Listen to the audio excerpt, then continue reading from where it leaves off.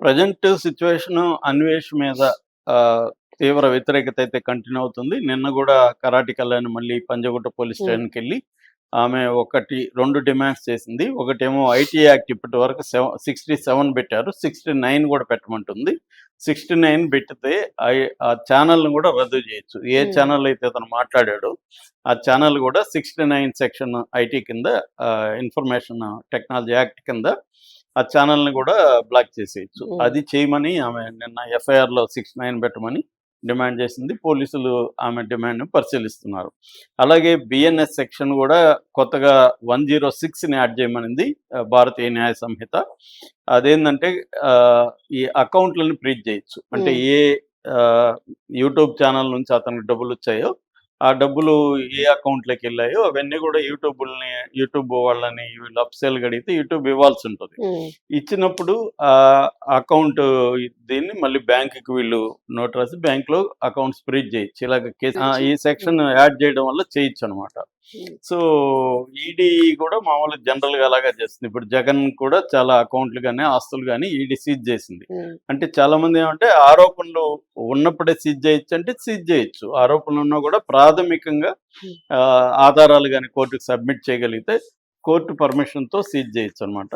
So, ఇప్పుడు అలా గాని సీజ్ చేస్తే మాత్రం ఖచ్చితంగా నా అన్వేష్ అతని ఛానెల్‌లు క్లోజ్ అయిపోతాయి. అతను రెవెన్యూ కూడా రెవెన్యూ పోతుంది. హ్మ్. ఎందుకంటే రీసెంట్‌గా అతను వీడియో చేశాడు. అతని రెవెన్యూ ఎంత అనేది కూడా అతనే చెప్తుంటాడు ఎప్పుడు. అవును. రీసెంట్‌గా 2025లో తనకి నా అన్వేషణ నుంచి 80,00,000 తర్వాత ప్రపంచ యాత్రికుడు ఛానెల్ నుంచి 60,00,000 మొత్తం 1,40,00,000 నాకు ఇయర్ వచ్చింది.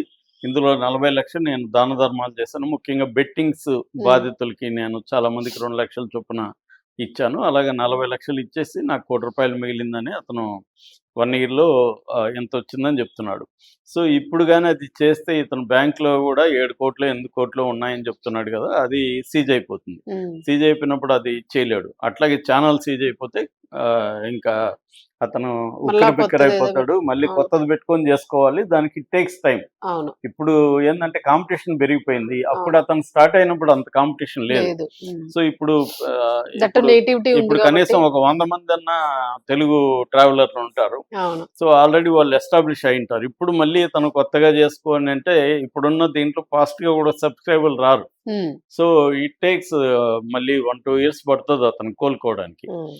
పైగా యూట్యూబ్ గాని బ్యాన్ చేసిందంటే ఇతన్ని ఇంకా ఐడీ కార్డులన్నీ బ్యాన్ చేస్తుంది. అప్పుడు వేరే వాళ్ళ పేరుతో జేసుకోవాలి. ఓకే. సో, వేరే వాళ్ళ పేరుతో యూట్యూబ్ ఛానెల్ పెట్టుకొని, అందులోకి ఇతను వీడియోలు పెట్టుకొని చేయాలి. అది హ్మ్. గూడా చేయరు. కష్టపడి యూట్యూబ్ గూడా ఇతని ఫేస్‌ని బ్లాక్ చేసిందనుకుంటే ప్రాబ్లమ్ అవుతుంది. హ్మ్. అంత దాకా ఎళ్తుందా? ఇవన్నీ ఏందనేది చూడాలి.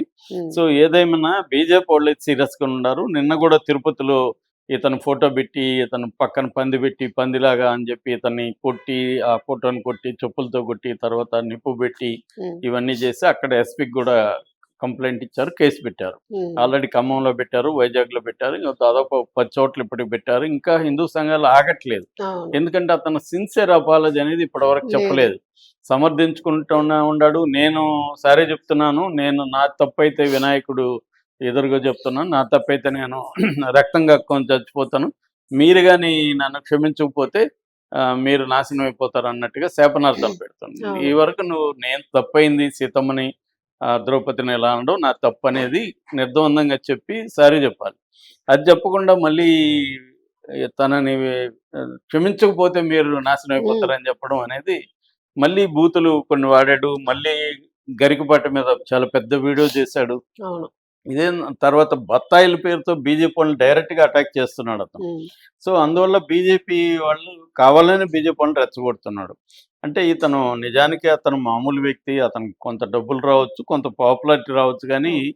పాపులారిటీ డబ్బులనేవి సేవ్ చేయలేడు. నేను మొన్న గూడా చెప్పాను. వాళ్ళే దిక్కు లేకుండా జైళ్ళలో సిట్టింగ్ సీఎంలే జైలుకెళ్లారు. అవును. ఇక్కడ కేసీఆర్ లాంటి తెలంగాణ జాతిపిత అని పిలువబడే కేసీఆర్ లాంటి కూతురు 6 నెలలు జైల్‌లో ఉంటే కేసీఆర్ ఇంట్లో హ్మ్. కూర్చోవాల్సొచ్చింది. ఏమి చేయలేని పరిస్థితి.